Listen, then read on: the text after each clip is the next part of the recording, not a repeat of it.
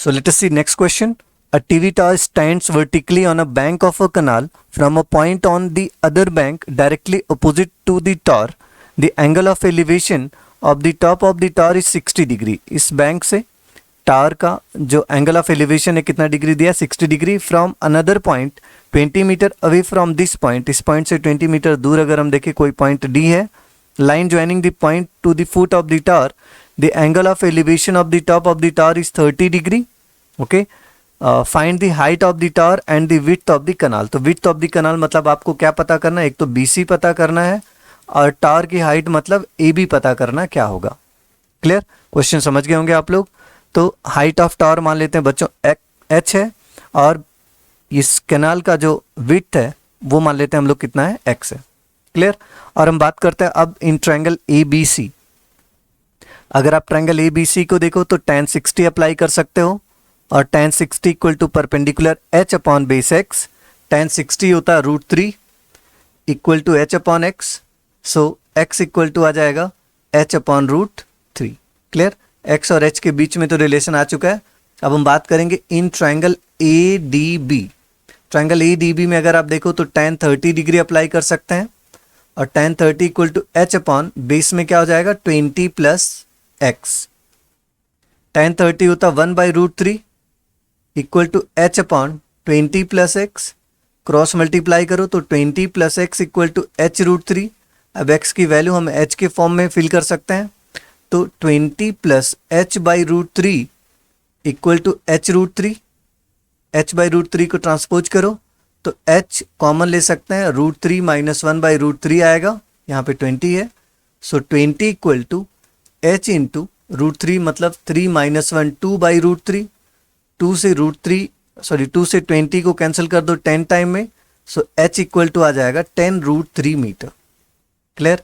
H की value आपको मिल चुकी है कितनी, 10√3 मीटर. मतलब हाइट ऑफ टावर तो मिल गया. अब आपको पता करना है विड्थ ऑफ कनाल मतलब X की वैल्यू. तो वो तो इजीली पता हो जाएगा. X क्या हो जाएगा, H अपॉन √3 है और H का वैल्यू आया है 10√3 अपॉन में √3 से √3 कैंसिल, तो आंसर आ गया 10 मीटर. मतलब ये दोनों आंसर है. हाइट ऑफ टावर है 10√3 मीटर और विड्थ ऑफ कनाल है 10 मीटर. क्लियर. आगे बढ़ते हैं next question. From it the top of 7 metre high building the angle of elevation of the top of cable tower is 60 degree and angle of depression of its foot is 45 degree. Determine the height of tower. तो क्या कह रहा है, 7 metre high building है. ये लो हमने 7 metre high building बना दिया. ओके, और इसके टॉप से अगर केबल के टावर के टॉप को देखा जाता, मान लो इधर है केबल का टावर, केबल टावर है, केबल टावर. ओके, और क्या कह रहा है क्वेश्चन में देखो ध्यान से, the angle of elevation of the top of cable tower. तो इस केबल टावर के टॉप का angle of elevation is 60 degree है ना. The angle of elevation of a cable tower, यहाँ पे टॉप ऑफ बिल्डिंग से देखो, from the top of 7 metre high building, ये एंगल ऑफ एलिवेशन हो गया हॉरिजॉन्टल से 60 डिग्री. ठीक बात है. And angle of depression of its foot, और इसी पॉइंट से अगर हम फुट को देखें केबल टावर के तो ये कितने डिग्री का है, 45 डिग्री. ठीक बात है. Determine the height of the tower. तो हाइट ऑफ टावर पता करना. अच्छा, ये बात तो श्योर है कि अगर बिल्डिंग 7 मीटर है, ये वाला लेंथ, तो ये भी 7 होगा. क्लियर. अब आप ये कह सकते हैं कि अगर हम इन सब पॉइंट्स का नाम दे दें ABCD, तो आपको तो ये तो श्योरिटी से समझ आ रहा होगा कि tan 45 इक्वल टू इसको X मान लेते हैं, BC का लेंथ X मान लेते हैं. तो इन ट्रायंगल BCD अगर हम देखें, ट्रायंगल BCD में तो आप tan 45 अप्लाई कर सकते हो. tan 45 equal to perpendicular 7 upon base X. मतलब यहाँ से tan 45 1 होगा, क्रॉस मल्टीप्लाई करोगे तो X का वैल्यू आ जाएगा 7 मीटर. अब ट्रायंगल ABC में देखो, in triangle ABC, triangle ABC में कितना degree, tan 60 degree equal to AC H मान लो तो H अपॉन X. tan 60 होता है √3 equal to H upon X आ चुका है 7. It means H equal to आ जाएगा 7√3 मीटर. क्लियर. आपसे पूछा क्या है, हाइट ऑफ टावर. तो हाइट ऑफ टावर क्या हो जाएगा, height of tower equal to 7 तो है ही और H आपने पता कर लिया 7√3. 7 कॉमन ले सकते हैं तो 1 प्लस √3 मीटर. यही आंसर है. क्लियर. अगला क्वेश्चन देखिए.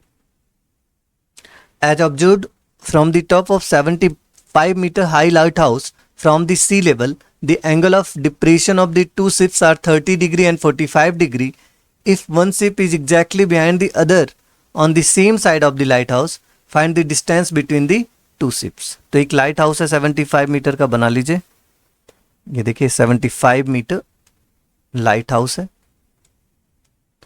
ओके, अब आगे क्या कह रहा, the angle of elevation, sorry the angle of depression of two ships. इधर से इसके टॉप से टू शिप्स देखी जा रही हैं.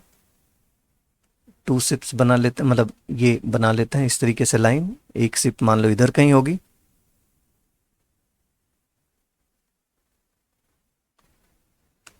और ये दूसरी शिप है.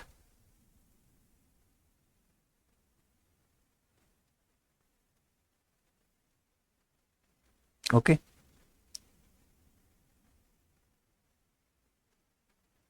तो क्वेश्चन में क्या गिवन है, angle of depression of two ships. इन दोनों शिप्स का जो एंगल ऑफ डिप्रेशन है वो कितना कितना डिग्री है. पहले वाले का है 30 डिग्री और ये दूसरा कितना है 45. तो अल्टरनेट इंटीरियर एंगल से ये भी 30 डिग्री होगा और ये कितना हो जाएगा 45 degree. Clear. If one ship is exactly behind the other, तो ठीक बात है, दोनों एक दूसरे के एक ही लाइन में, ए बी सी डी मान लेते हैं इस लाइन को. Find distance between the two ships, मतलब आपसे सी डी पूछ रहा है. सी डी मतलब एक्स की वैल्यू हमको बतानी कितनी होगी. बी से सी तक का डिस्टेंस मान लेते हैं वाई है. क्लियर. और हम बात करेंगे अब इन ट्रायंगल ए बी सी की. और अगर आप ट्रायंगल ए बी सी देखें तो tan 45 डिग्री इक्वल टू कितना आ जाएगा, perpendicular 75 upon base y. For tan 45 1 होता, 1 equal to 75 upon y, so y equal to आ जाएगा 75. क्लियर. वाई का वैल्यू आ चुका है 75 मीटर. अब हम बात कर लेते हैं ट्रायंगल ए बी डी की. In triangle A B D, और ट्रायंगल ए बी डी में tan 30 लगेगा. tan 30 इक्वल टू परपेंडिकुलर है 75 और बेस क्या आ जाएगा x प्लस वाई. tan 30 होता 1/√3 equal to 75 upon x plus y. Cross multiply करो, x plus y equal to 75√3. Clear. y की वैल्यू सब्सटीट्यूट करते हैं और उधर जाएगा ट्रांसपोज होके माइनस हो जाएगा. और मैं उम्मीद करता हूँ आप समझ गए होंगे. 75 कॉमन ले लेंगे, डायरेक्ट आंसर आ जाएगा आपका 75 इंटू √3 - 1 मीटर. क्लियर. यही है डिस्टेंस बिटवीन टू शिप्स. आगे बढ़ते हैं. क्वेश्चन नंबर 14 देखो.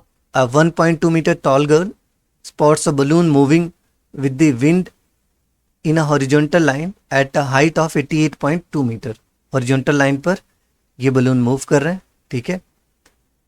The angle of elevation of the balloon from the eyes of the girl at an instant is 60 degree. पहले इस बलून का जो एंगल ऑफ एलिवेशन था इस गर्ल के आई से, इस बलून का एंगल ऑफ एलिवेशन ये आपको गिवन है कितना डिग्री था, 60 degree.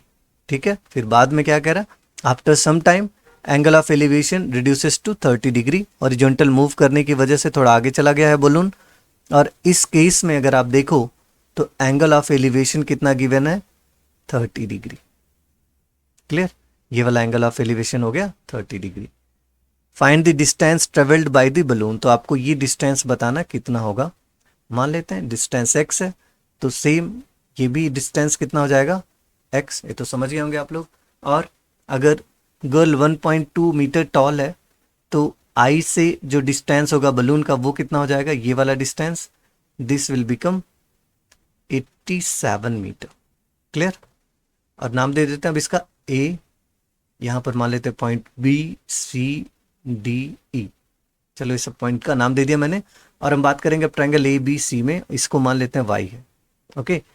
In triangle A B C कितना डिग्री, tan 60 है ना. एंगल ऑफ एलिवेशन इस बलून का 60 डिग्री है. tan 60 equal to perpendicular. देखो अगर ये 87 है तो इसके पैरेलल ए भी कितना हो जाएगा 87. तो tan 60 equal to 87 upon y. tan 60 होता कितना है √3 equal to 87 upon y. Cross multiply करो तो y इक्वल टू आ जाएगा 87 अपॉन √3. 87 3 के टेबल में आता है तो चलो रेशनलाइज कर लेते हैं और y आ जाएगा 87 √3 अपॉन 3 और 3 से 87 कैंसिल होगा, मतलब y आ गया 29 √3 मीटर. चलो y का वैल्यू पता चल गया. अब x भी आ जाएगा. अब हम बात करेंगे इन ट्रायंगल BED की. In triangle B E D, और ट्रायंगल बी ई डी में एंगल है 30 डिग्री और equal to perpendicular 87 upon base कितना हो जाएगा x प्लस वाई, ये दोनों हो जाएंगे ना बेस। क्लियर।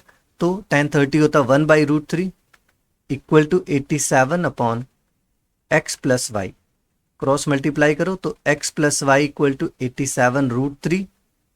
सो x प्लस वाई की वैल्यू 29√3 इक्वल टू 87√3, और यहाँ से y इक्वल टू आ जाएगा 29 माइनस करो 58√3 मीटर, सॉरी x आ जाएगा 58√3 मीटर। और यही आपसे पूछा था distance travelled by the balloon during the interval, इस इंटरवल में कितना डिस्टेंस ट्रेवल किया बलून ने, 58√3 मीटर, और यही आंसर है। क्लियर। नेक्स्ट क्वेश्चन देखते हैं।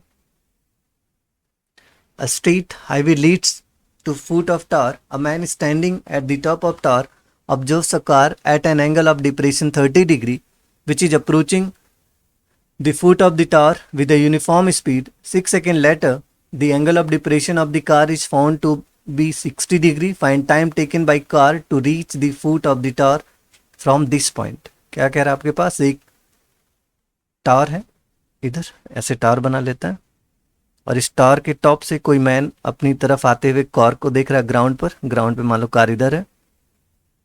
तो यहाँ पर जो एंगल ऑफ डिप्रेशन दिख रहा है इसको, एंगल ऑफ डिप्रेशन कार का, यहाँ ग्राउंड इधर है यहाँ पर, ओके। तो एंगल ऑफ डिप्रेशन दिख रहा है दोस्तों कितना डिग्री,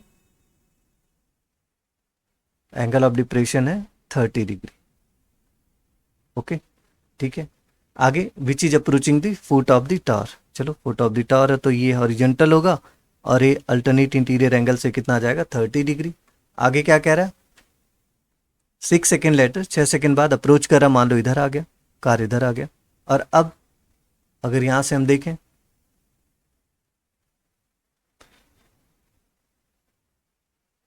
तो ये जो एंगल बन रहा है, एंगल ऑफ डिप्रेशन कह रहा है कितना डिग्री का है, 60 डिग्री का। अगर ये 60 का है तो अल्टरनेट इंटीरियर एंगल से इधर भी 60 डिग्री हो जाएगा। क्लियर है इतना। और ये यहां से यहां तक आने में, मान लो इसका नाम ABCD रख देता हूं मैं, तो C से D तक आने में time taken from D to C, फ्रॉम D टू C, D से C तक आने में क्वेश्चन में दिया है कितना सेकेंड लगता है, 6 सेकेंड्स, ओके। मान लो ये डिस्टेंस x है और ये वाला डिस्टेंस हम मान लेते हैं y है, और टावर की हाइट क्या कह रहा है, टावर की हाइट भी नहीं पता, मान लेते हैं h है। तो कह रहा है कि C से B तक जाने में कितना समय लगेगा। चलो देखते हैं हम लोग। अब हम लोग बात करेंगे ट्रायंगल ABD की। इन ट्रायंगल ABC, इस वाले ट्रायंगल की बात कर लेते हैं बच्चों। ये ब्लैक वाला ट्रायंगल देख लो। इन ट्रायंगल ABC में अगर आप देखो तो tan 60 डिग्री है और tan 60 इक्वल टू हो जाएगा perpendicular h upon base y, मतलब √3 equal to h upon y. तो h इक्वल टू वाई √3 या y equal to h by √3। Clear. अब हम बात करते हैं ट्रायंगल ABD में। इन ट्रायंगल ABD में देखिए कितना डिग्री होगा, tan 30 degree equal to perpendicular h upon base x plus y, 1 upon √3 equal to h upon x plus y, cross multiply करो तो x plus y equal to आ जाएगा h √3, y का value substitute करते हैं, x plus h by √3 equal to h √3। So यहाँ से आप ये कह सकते हैं कि sir x equal to h common ले लेंगे तो √3 माइनस 1 बाई √3, तो x इक्वल टू कितना आ जाएगा, x इक्वल टू आ जाएगा आपके पास 2h बाई √3। अब आप देख सकते हैं x और y में रिलेशन, अगर मैं x में y से डिवाइड करूं तो x अपॉन वाई क्या आ जाएगा, 2h अपॉन √3, और y का वैल्यू है h अपॉन √3। √3 से तो √3 गया और x upon y equal to आ गया 2 अपॉन 1। तो मैं ये कह सकता हूँ यहाँ से कि y का वैल्यू या x इक्वल टू आ जाएगा 2y। x इक्वल टू कितना आ जाएगा 2y, या y इक्वल टू कितना आ जाएगा x अपॉन 2। y का वैल्यू x अपॉन 2 आया। देखो x डिस्टेंस ट्रेवल करने में कितना सेकेंड लग रहा था, 6 सेकेंड्स। अब डिस्टेंस आधा हो गया, y क्या हो गया x अपॉन 2। अगर x डिस्टेंस कवर करने में 6 सेकेंड लग रहा है और distance car speed of car constant है, तो अगर x डिस्टेंस कवर करने में 6 सेकेंड लग रहा है तो इसका आधा डिस्टेंस कवर करने में कितना सेकेंड लगेगा बच्चों? आधा समय मतलब 3 सेकेंड्स। तो आंसर क्या हो जाएगा? 3 सेकेंड्स। क्लियर?